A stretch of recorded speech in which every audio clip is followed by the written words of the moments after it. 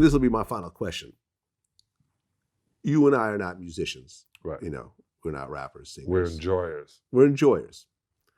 So from our point of view, from your point of view in particular, why do you think that as most artists, singers, rappers, whatever, get older, they usually go on into a decline of some level? Their height is usually 20s, teens, early 30s, but that's about it. Right. Now you could say, oh, well, Jay-Z's still popping. Not like he was popping back then. Right? Mm-hmm.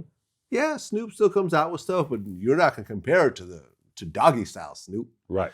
You could really pick damn near anybody, and once they're in their 40s, they could sometimes hold on to it, but they're never at their height ever again.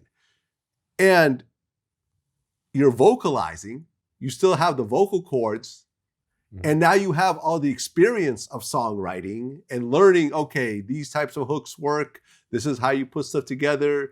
This is the crew of people I need around me to be the most creative, whatever else. But yet, with all those things going for them, no artist really reaches their height that they have in their 20s and 30s. The reason, there's a couple of reasons.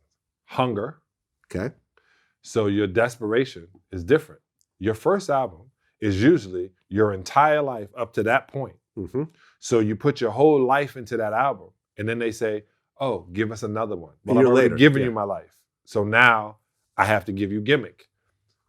Then on top of it, you learn more because you get put into a different position. So you're not speaking from a position of looking at the stage. You're on the stage to literally give everybody the information that they supposed to. Now you're in a different position. So now you have a little bit more responsibility, and more people are holding your words at a different level. The other problem is all these different people around you who helped you with your first album also become a little bit more successful, and they want to spread their wings. You want to stay on a path, and they go, well, I want to do this now. I want to sound like this now. This is my sound now. I heard this when we were in India, when we were in Indonesia, when we were in Thailand, and I heard what they were listening to, and I want to put that in my music. And now I want to put Afro punk into my music, and I want to put Afro beats. You're going to run into what the audience is running to. It's a hard thing to constantly keep going. And you now don't have the same values that you had when you were in your 20s and carefree and you sleep till 11 or 1. You now have responsibility. So your life has changed and your raps have to change. And people don't want to hear that part of your life changing. They want to hear the low vibrating. They really don't want to hear you vibrate higher. So you're running into that, and you got to think of the machine. Same thing as with Giannis. He's the MVP for the NBA. Mm-hmm. So being the MVP in the rap game, they don't want that. They want the conflict.